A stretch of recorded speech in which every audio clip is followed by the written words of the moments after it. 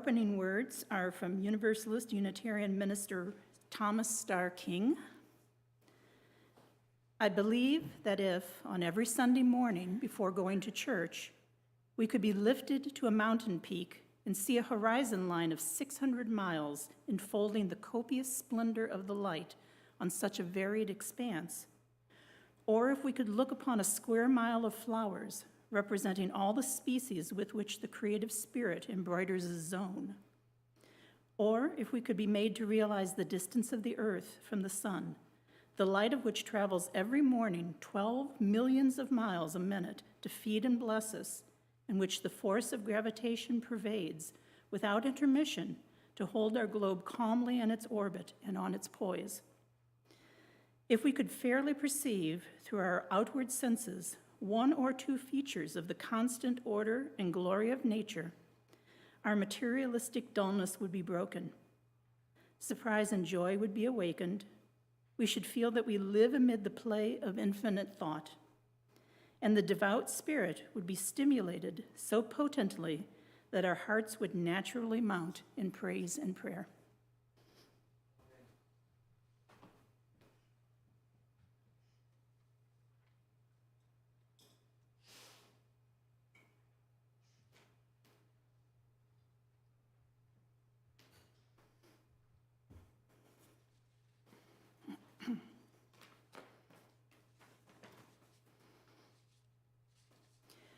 We bid you welcome.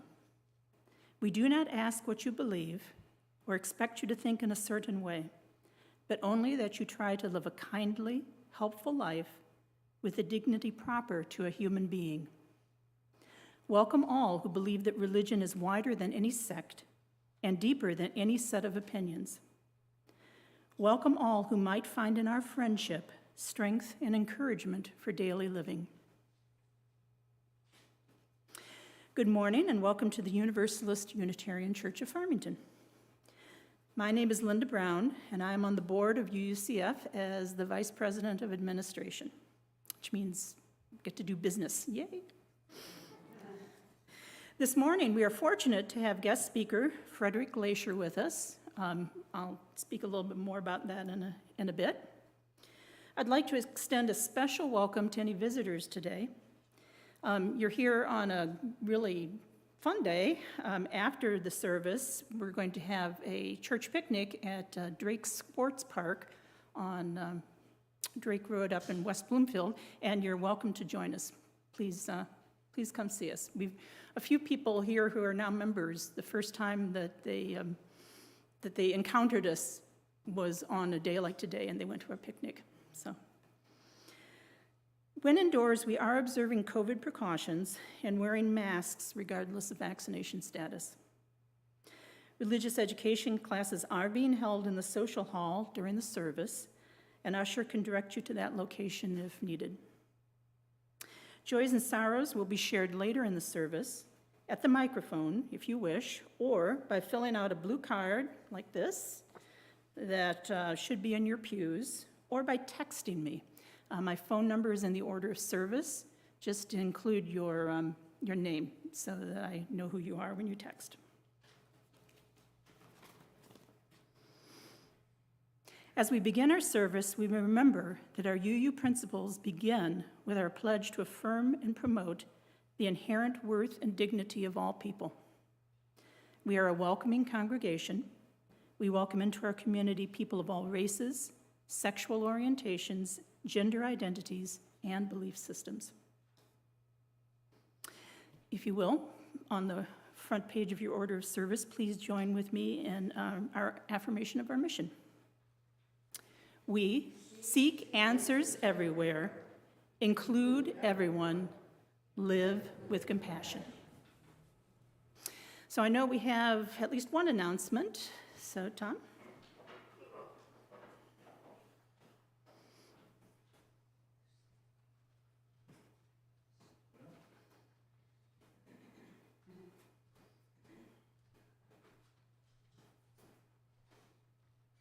Good morning. And Linda, you basically took care of what I was going to say, and you did it very well. Congregation picnic right after church. It is at, the address for those of you who do GPS type things is 6801 Drake. I'm sure most of you could find it without a map, but if you need a map, there's a few in the back. Just grab one. What mile road is it between? It's on Drake Road. It's between 14 and 15, 14 and Maple. And it's on the, Side or west side? jeez, east side. East side. Are we at the pavilion, Tom? Pardon me. Yeah, there's only one pavilion there. We're there. And we have pop, we have hot dogs, we have water, we have everything except you. We need you to be there to make it a success. No. No? It's non-alcoholic. It's not alcohol? Yeah, The park doesn't allow? right. No. It's a family park. So we can work with that. It's- And just to reiterate what Linda said, we would love to have. We have several visitors here today, and we would love to have you come up and be part of our picnic and give us a chance to get to know you better. Thank you.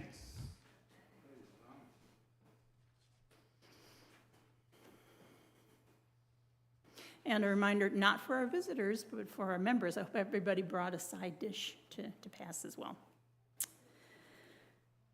Any other announcements? Okay. Then we'll go to our first hymn. Please rise as you are willing and able. It's in our blue teal hymnals, hymn number 1064, Blue Boat Home. We'll sing all verses.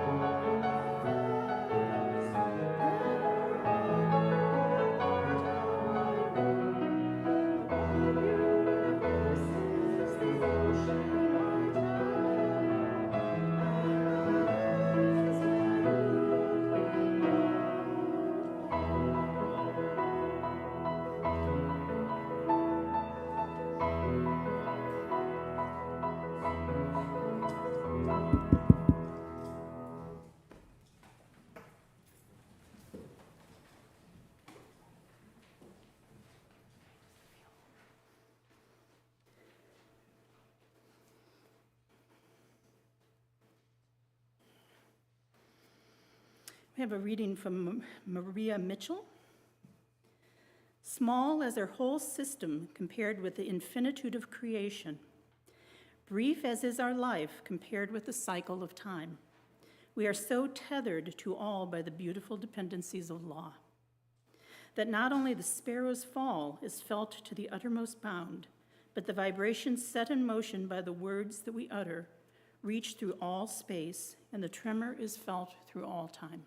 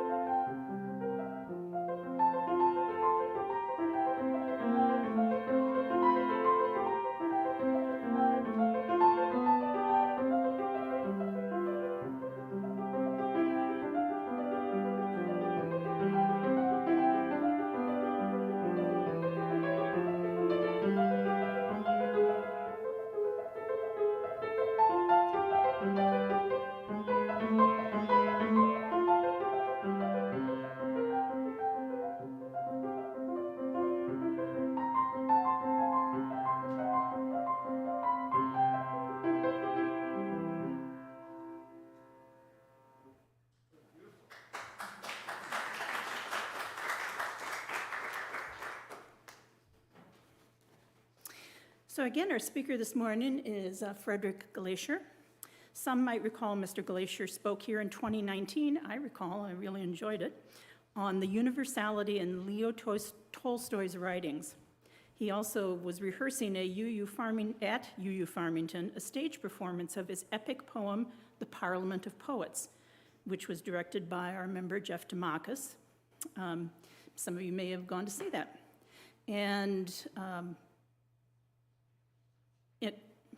there's more details on his bio in the order of service, so take a look, and please welcome Frederick Glaysher.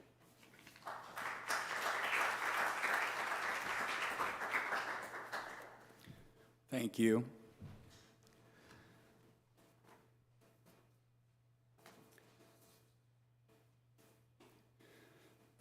Thank you again for inviting me back to the Unitarian Universalist Church of Farmington. 3 years seem to have rushed by, especially with the turmoil of COVID, all of that. One way that I've used the isolation and solitude that it's brought has been with further study of the German philosopher Karl Jaspers and the British historian Arnold Toynbee. I have found sustenance in the reflections on the spiritual meaning and dimensions of history and human experience, and their affirming visions of humanity's future. While so much in our time seems to be in upheaval and crisis, their books counsel that the spiritual resources of the human being demonstrate themselves throughout the vast expanse of human experience, despite all difficulties, challenges, and setbacks. From a wide historical perspective, both uphold, in opposition to the predominant secularism and nihilism of modernity, the importance of a spiritual view of the role of religion in understanding human experience and history. Reminiscent of Ralph Waldo Emerson's essay, The Oversoul, of 1841, exemplifying his spiritual search with the early Unitarian Church in American literature, Emerson writes, "Everywhere the history of religion betrays a tendency to enthusiasm, varying forms of that shudder of awe and delight with which the individual soul mingles with the universal soul." End quote. Note that Emerson, the Platonist, is alluding to Plato's dialogue Phaedrus about the soul's journey through life and the experiencing of a shudder of awe and inspiring vision. Jaspers is the great German philosopher whose work honors and extends the spiritual and ethical forms of transcendence celebrated by Plato, Emerson, and others. Unlike the German philosopher Martin Heidegger, who joined the Nazi Party and always refused to disown National Socialism, Karl Jaspers was a steadfast critic of fascism and communism and remained in Germany throughout World War II, refusing to flee as so many others did or had to, staying beside his wife, who was a Jew. Sometimes we human beings choose the wrong heroes. Not heroes at all. Then it becomes clear, and we have to slough them off and move on. In his 1949 book, The Origin and Goal of History, Jaspers discusses what he calls the Axial Age, ranging from about 800 BC to 200 BC. Jaspers sees it as the axis around which all of subsequent history revolves, creating, quote, the unity of the whole of history. Zoroaster, the Hebrew prophets, Confucius, Laozi of Taoism, Homer and Socrates, the Hindu teachers, and others represent a similar worldwide effort struggling to plunge deeper into understanding what it means to be a human being. Jaspers argues they were individually and collectively the most influential people who ever lived and are still influencing and inspiring subsequent millions around the globe. Jaspers' discussion of the axial age is contrasted with what he calls the origin of history, the dim, unknown ages of time prior to approximately 5,000 years of recorded history, in which people were dominated by oppressive tyrannical regimes with little to no evidence of individual existence. The ruler was the deified embodiment of the state. While Jaspers' insights remain valid, thanks to decades of further research, today much more is now known about those primordial times than in 1949 when he wrote. Conversely, Jaspers says all of the axial teachers and prophets address and begin to open up individual conscience and spiritual experience and thought. Quote, "For the first time, philosophers appeared, wandering thinkers in Greece and China, ascetics in India, speculative thought and a unifying experience of the Godhead lifts the individual out of the sterility of the mass and opens an illimitable future before humanity. Quote, "World history receives the only structure and unity that has endured at least to our own time. Spiritually, man begins to unfold his humane potential. Lofty spiritual creation made proper history." In his book, Socrates, Buddha, Confucius, and Jesus, he emphasizes, "We are moved by what they had in common. They were all inspiring, earnest models, quote, beacons by which to gain an orientation." The British historian Arnold Toynbee called the rise of empires universal states, which dominated or continued to dominate the psychic terrain while the axial awakening grew and evolved into lasting models and universal religions, regional though they were. Toynbee writes on much of the same material of human experience in terms of the rise and fall of over 26 civilizations around the world seeking universal laws of history. Toynbee's education at Oxford University was in Greek history and gave him a comprehensive perspective from which to work with other civilizations. Toynbee draws on and is lessoned by the Greek historian Thucydides, who, in his History of the Peloponnesian War between Athens and Sparta, wrote that his book may be, quote, judged useful by those inquirers who desire an exact knowledge of the past as an aid to the interpretation of the future, which, in the course of human things, must resemble if it does not reflect it, end quote. The Greeks fell into entrenched, embittered factions and destroyed themselves. And Thucydides is the first great historian who documented the process in detail. I've been reading Toynbee's voluminous books since at least the early 1980s, and with every plunge into them, I have been astonished at the profundity of his insight into human experience and history, writing not in abstract philosophical terms, but concrete historical details, actions, and events, both of individuals and civilizations. Toynbee argues that religion gives a people a sense of unity and coherence, a shared understanding of the meaning and purpose of life that creates order and stability, benefiting the community with fruits of safety and security. Chaos is arrested, harmony prevails. Not a secular historian or one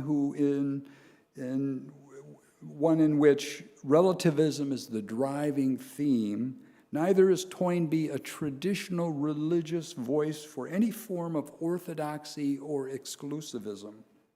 He studies the religions and spiritual history of all the great world religions within their civilizations, as Jasper does. Buddhism, Confucianism, Judaism, Hinduism, and so on.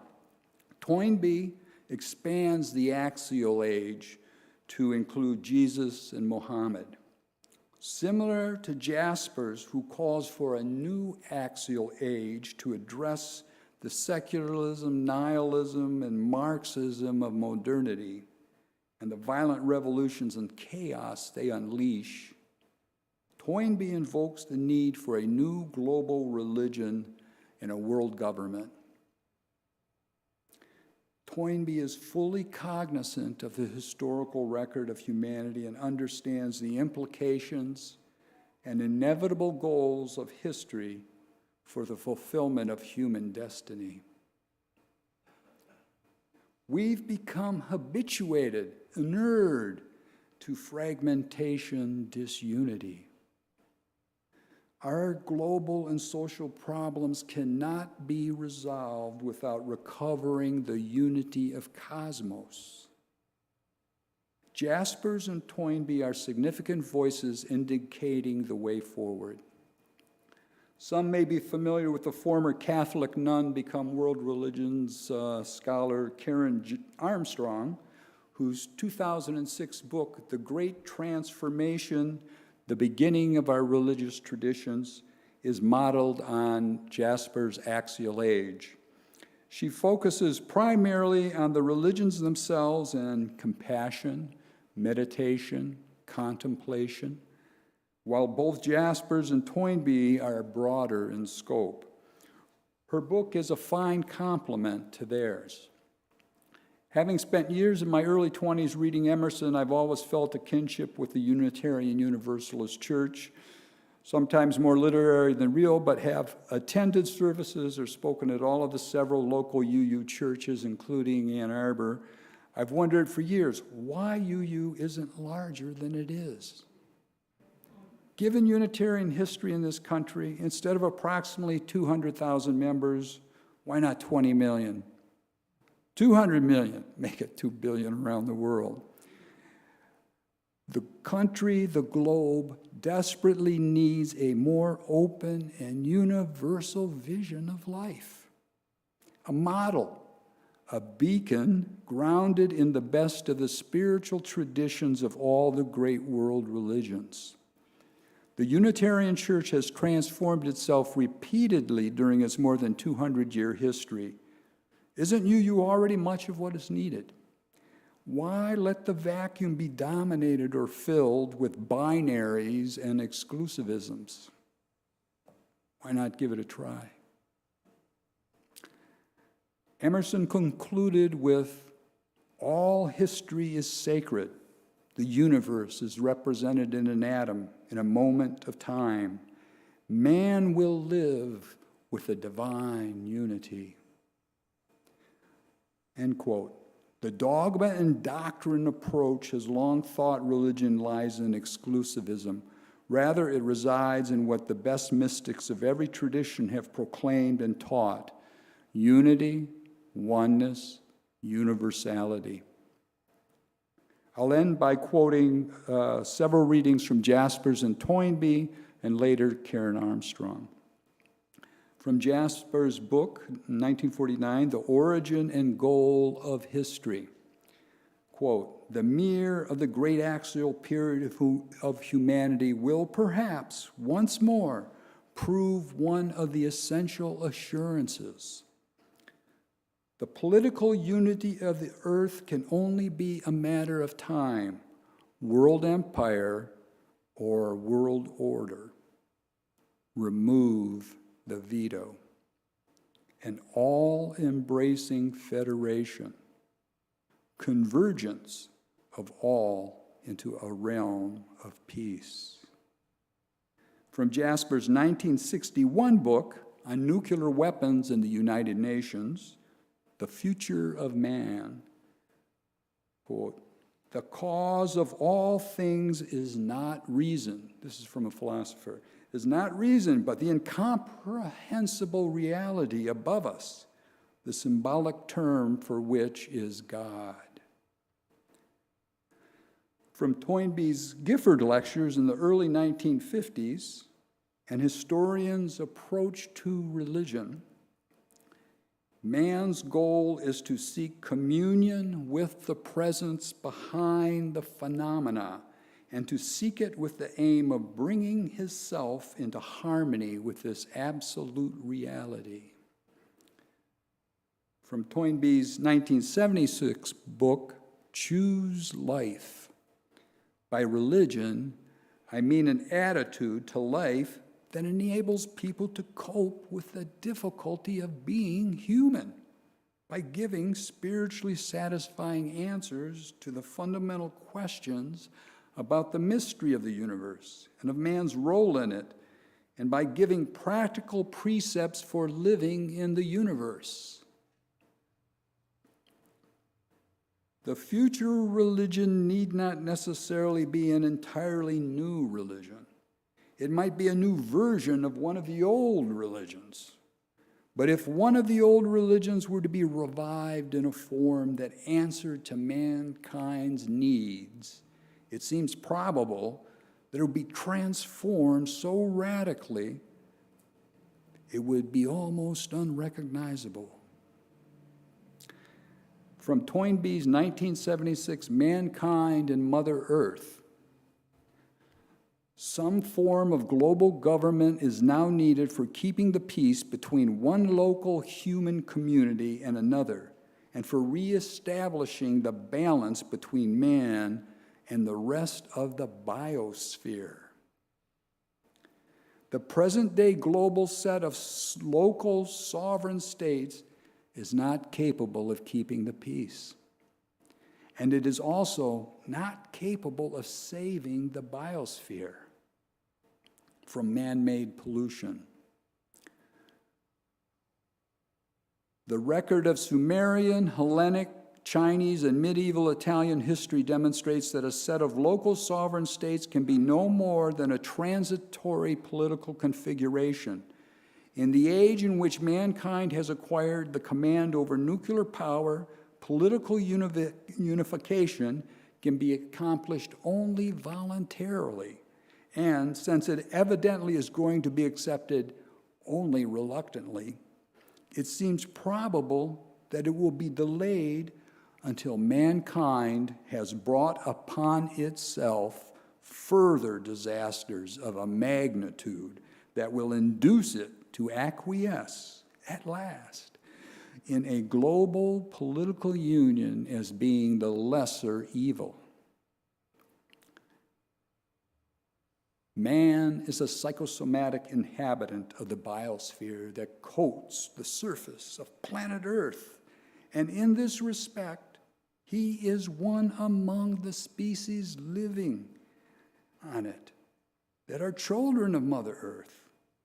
But man is also a spirit, and as such, he is in communication with, and in the mystic's experience, is identical with a spiritual reality that is not of this world. Will mankind murder Mother Earth, or will he redeem her?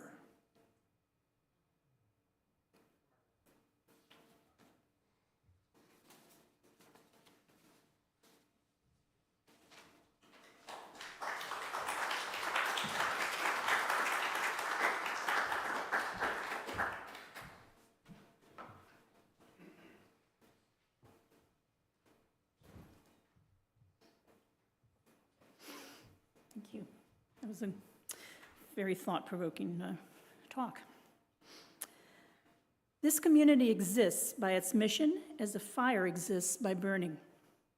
But a fire cannot burn without fuel, and it is the time, the energy, the imagination, the vision, the creativity, the compassion, the love, and the financial support of the members and friends of this community that fuels our mission to nurture and sustain a welcoming, inclusive, and diverse liberal religious community that transforms lives and serves the world. Your support, the free and generous support of each and every member and friend of this community, is what fuels this community and its mission. And without your support, the flame of justice, community, and love cannot burn brightly to warm ourselves or be a beacon in a world threatened by division and fear.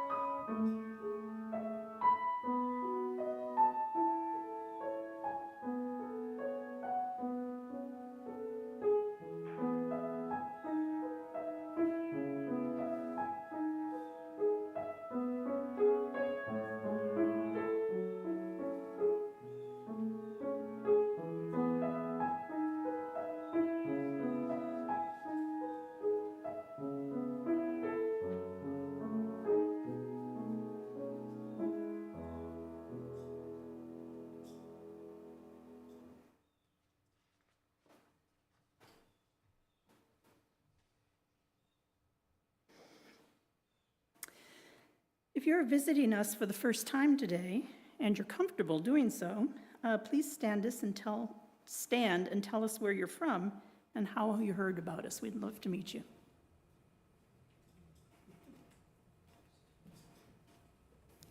I'm Marilyn Tripp, and I'm from Ann Arbor, and I was a member over at the Ann Arbor Unitarian Church, and I moved to Fox Run a few months ago, and I thought I'd check out the church here, and happy to be here. Thank you for coming. Welcome. Anybody else? Hi there. My name is Robin. This is my body. We recently moved to Canton from Bowling Green, Ohio, where I was a member and he was a friend and we were church there. And so we've been here a couple weeks and we wanted to check out the new here and we're really enjoying it so far. So thank you. Welcome. Thank you.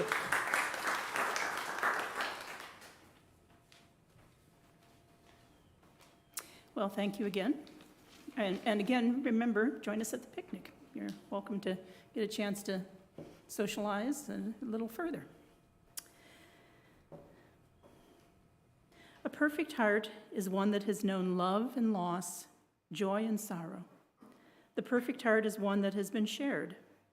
As joys and sorrows of our community are shared, please direct your energy, prayers, and meditations as a gift of compassion and strength. Does anybody have any joys and sorrows to share? I have one while you're thinking about it. And I left my phone down there. I didn't see any text when I checked a few minutes ago.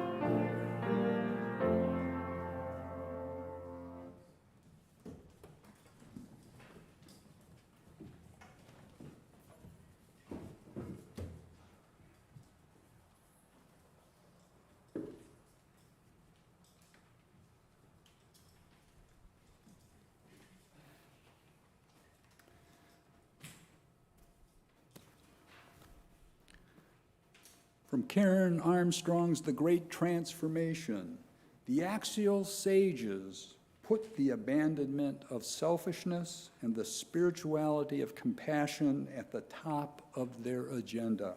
For them, religion was the golden rule. They concentrated on what people were supposed to transcend from, their greed egotism, hatred, and violence. They were convinced that empathy did not just sound edifying, but really worked. Compassion and concern for everybody was the best policy. They did not jettison the insights of the old religion, but deepened and extended them. In the same way, we should develop the insights of the Axial Age.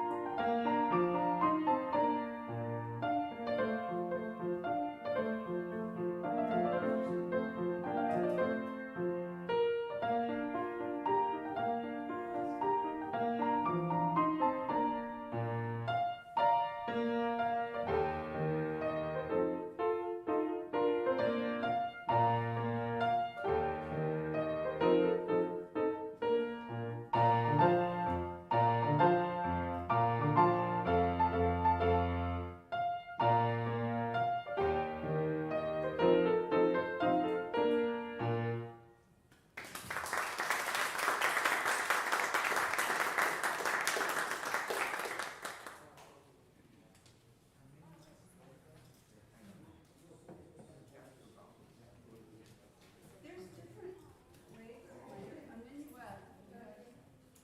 You know, dum, da, da, da, da, dum, dum, dum. That's another minuet. It depends on the style. That one's kind of out there. But the first one was a minuet too. But it's a modern, it's written in the old style by modern poets. But a minuet has 6 steps. Something like 1, 2, 3, 4, 5. So you actually have to take 6 steps, which is 2 measures. And I don't, let me see this. They don't always